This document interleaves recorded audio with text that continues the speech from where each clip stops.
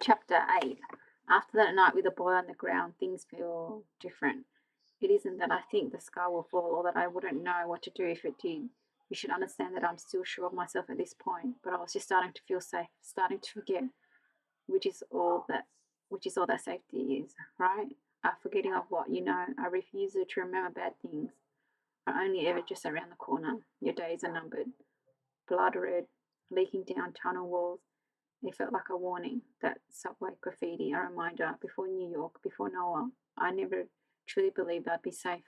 Do you know how aware we are? Do you know how aware we are, have to be? Girls like me, the man ahead who slows down, who disappears into doorways, the man close behind who walks too fast. His encroachment felt on your skin, creeping. Vans with dark windows and streets with alleyways, a park at dusk or empty lots eerie any old time of the day, the friend's father whose hand lingers, or the group of boys whose beer with beer on their breath, the door closing and the room spinning. Do you know how aware we have to be?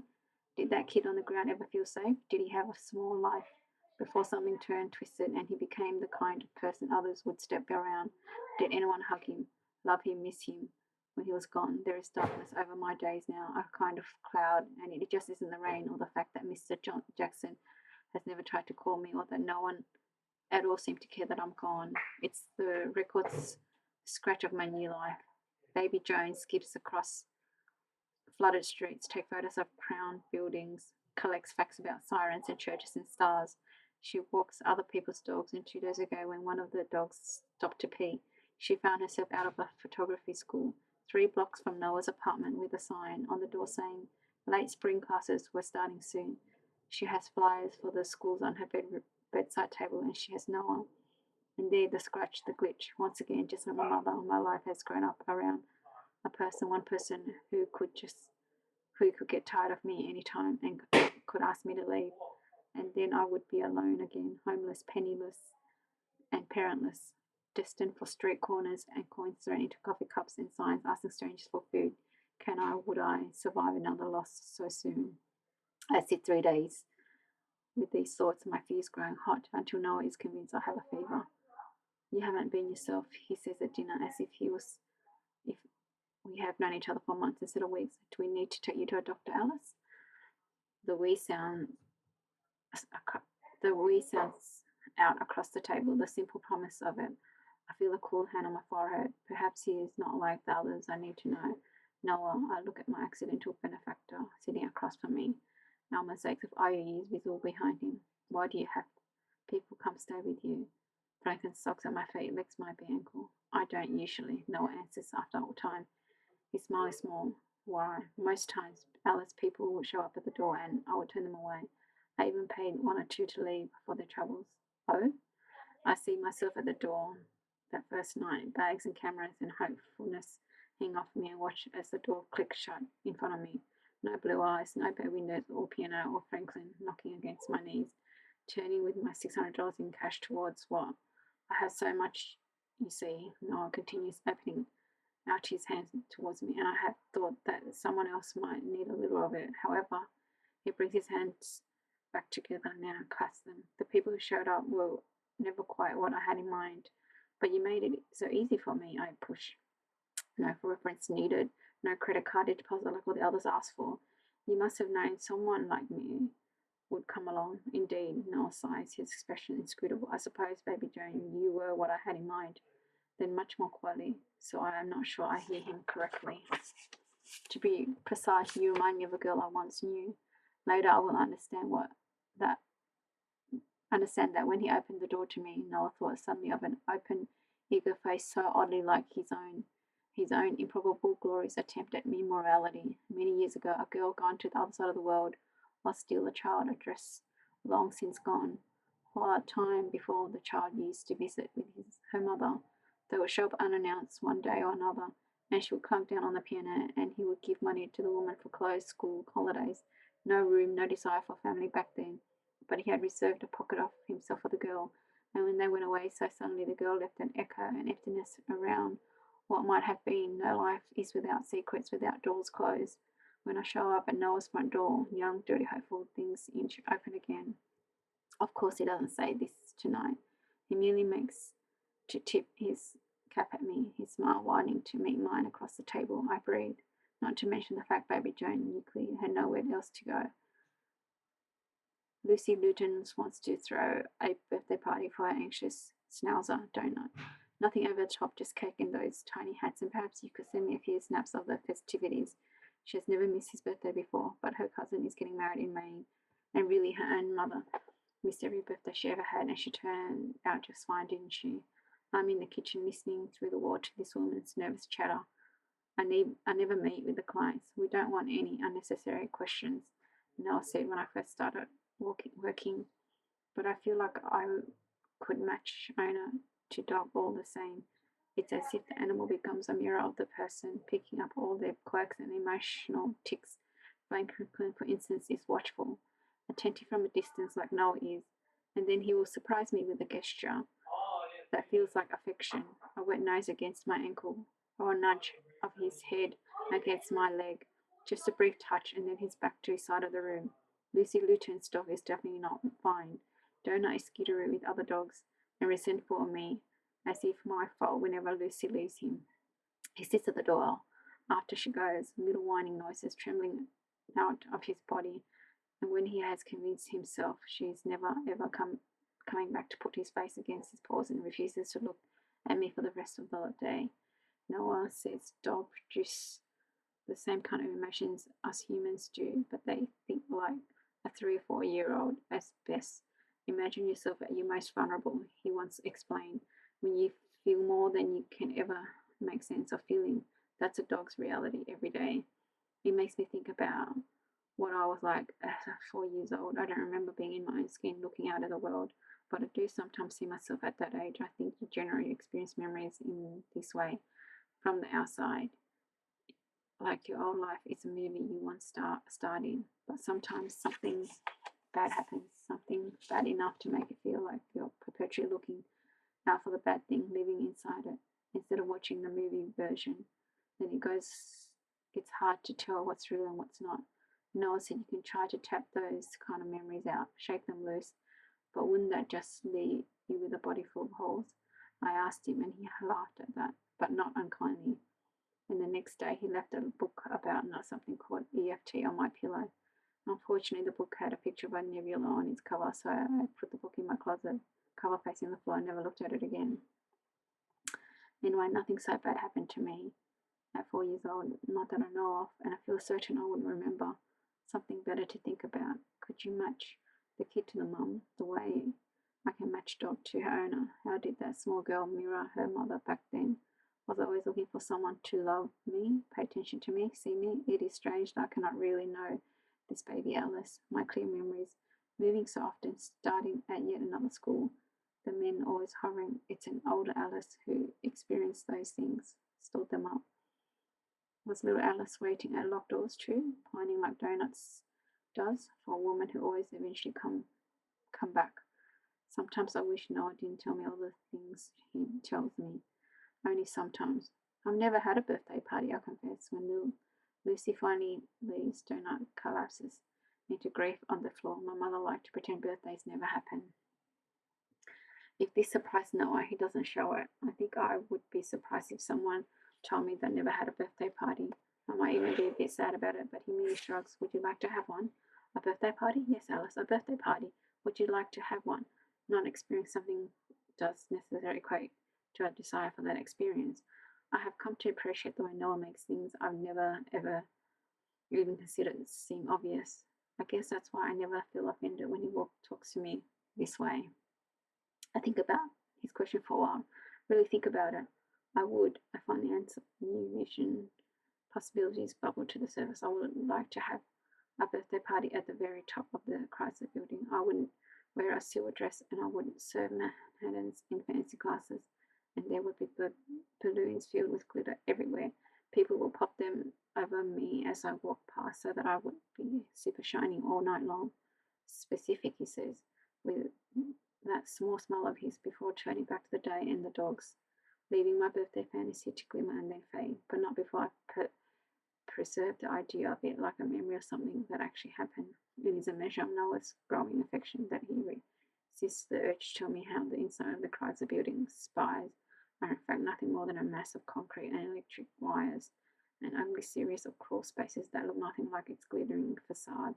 Nor does he mention the fact that technically I have no friends in New York City, no one to invite to my party, so that any balloons tied to the maze of rough cement inside the spire would remain intact, untouched, as I walked underneath them, glitter floating inside and me on the outside, looking up, looking in.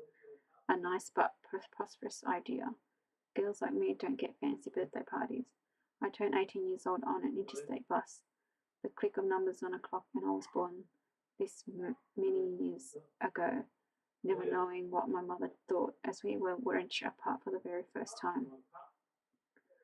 Not knowing either what she thought when we were separated for the last time. A memory of my mother and me, she's in the bathtub. A towel twisted around her head like a turban. She laughs as she flicks soapy water at me, puts her hand out for me to join her. I step into the warm water, lean back as she begins to wash my hair, her long fingers kneading my scalp. Balls of light, tiny planets, dance in front of my eyes as she moves her hands across my small head, and I feel the flesh of her, the fullness of my mother against my back. You're my baby, she whispers, and this is what I remember, even if I'm sure it happened that way, even if this was only ever a movie starring someone else entirely. Of course he does. He throws me a birthday party at the top of the Chrysler building. I come back from playing with Franklin in Riverside Park just as she starts to settle on the Hudson River. It is the end of my third week in the city, and the living room is filled with floating silver and white balloons. Propped against the window is a person high cardboard print showing an aerial view of Midtown Manhattan on a rainy yellow gold night. I'm handed a reddish brown drink in a sparkling glass, a dark cherry bobbing across the surface. Tastes like an idea I have yet to understand, a promise of adulthood rolled around in my mouth. To your first Manhattan, Noah said, and we clink glasses, and though I'm not showered with good eyes, gleam all the same. Happy birthday, Alice. How strange to think I'll never hear those words again. So we are drunk, or I am. 3 Manhattans in a row poured from a Chrysler decanter, sat on top of the piano. I have saved every cherry, and now I bite into one. Dark red juice dripping from the side of my mouth. It tastes sweet and bitter on my tongue. I understand this is a different drunk to anything I have ever experienced before. I am languid. I think that's the right word, heavy, but not stuck. Clutched in my left hand is a check made out to that little photography school around the corner. Enrollment fee. Noah explained when I opened the envelope, then gave me the thin piece of paper falling into my lap. I can't have you hang around the house forever, baby Joan.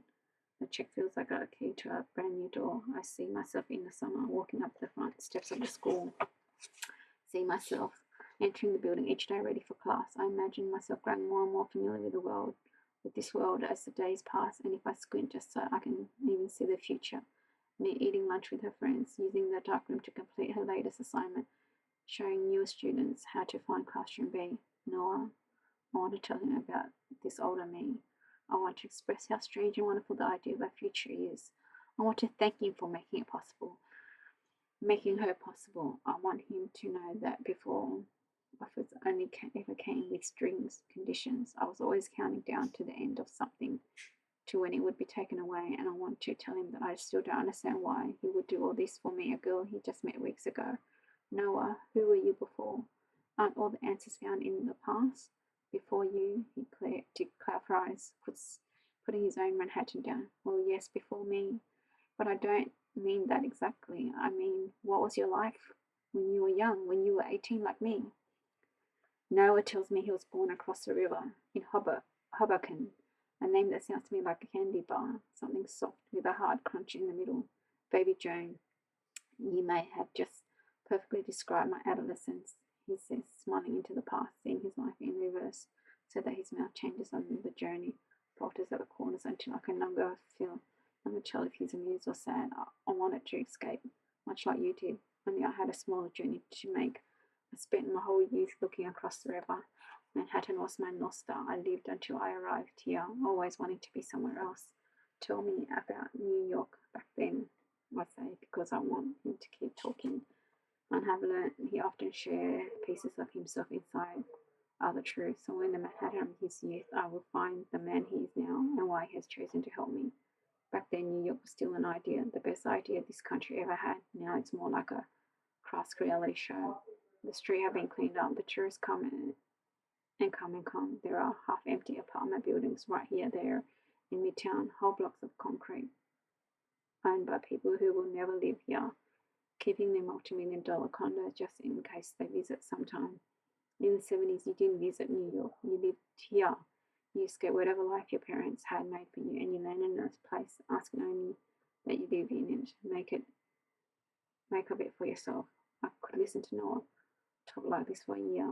I lived in the village, dirty beds, dirty bars, while my parents tried to wash things clean back home. It was dangerous and thrilling, and whole world in and of itself, a city perpetually in motion and always outdoing itself. I watched those towers go up.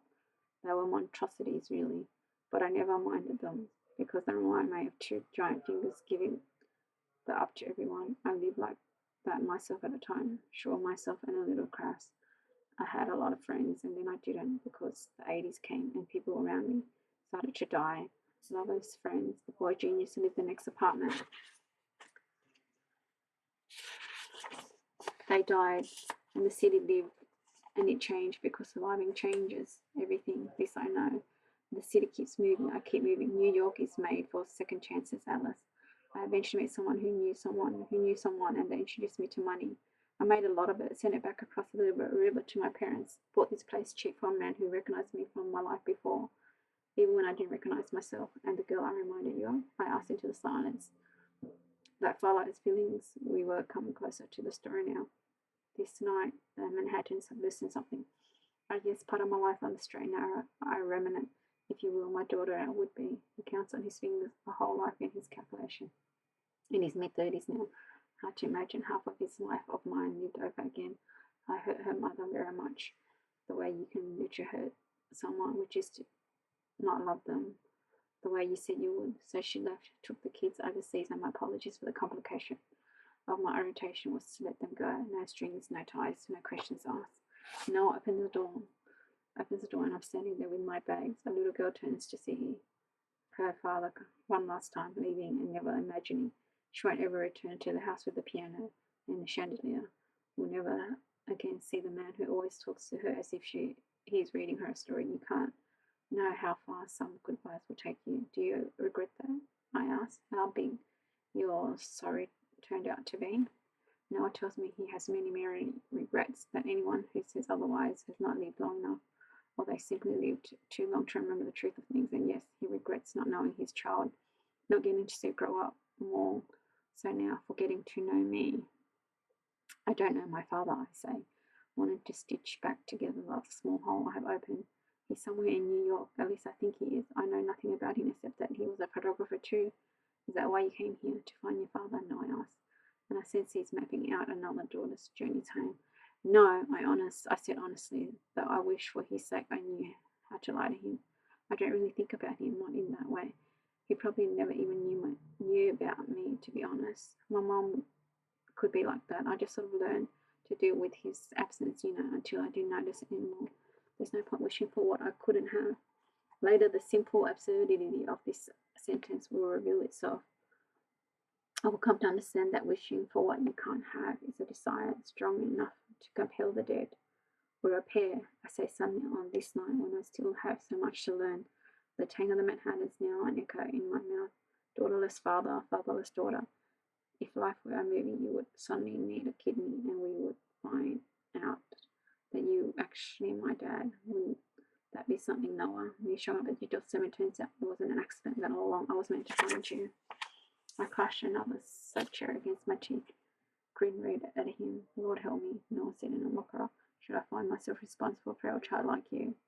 In the next room, on the refrigeration door, the IOUs flutter, post-it notes documenting my dad's sneakers, jackets, subway fare, and some notes I have added. Well, Noah's not paying attention. There are actually quite a few of those other IOUs collected there now. Little messages I've left for him, and I don't know if he ever looks. But the ones I stuck into the pile says friendship, loyalty, safety, things like that. Things I can pay back sometimes because I still think I'm going to make it. On this night of my very first birthday party, I still think there will be a summer and school and people to eat lunch with.